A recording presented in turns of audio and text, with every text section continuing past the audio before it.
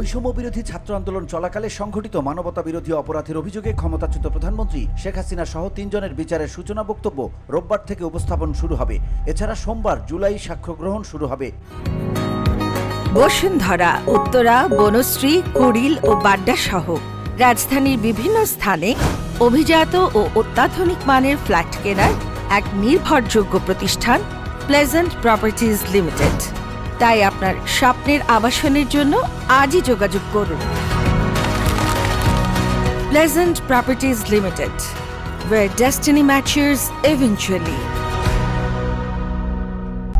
বিচারপতি গোলাম মুর্তুজা মজুমদারের নেতৃত্বাধীন ৩ সদস্যের আন্তর্জাতিক অপরাধ ট্রাইব্যুনাল ১-এ সূচনা বক্তব্য ও সাক্ষ্য গ্রহণ অনুষ্ঠিত হবে। ট্রাইব্যুনালের অপর ২ সদস্য হলেন বিচারপতি শফিউল আলম মাহমুদ ও বিচারক মহিতুল হক এনাম চৌধুরী। এ মামলায় শেখ হাসিনা ছাড়াও সাবেক স্বরাষ্ট্রমন্ত্রী আসাদুজ্জামান খান কামাল ও পুলিশের সাবেক মহাপরিদর্শক চৌধুরী আবদুল্লাহ আল মামুন আসামি।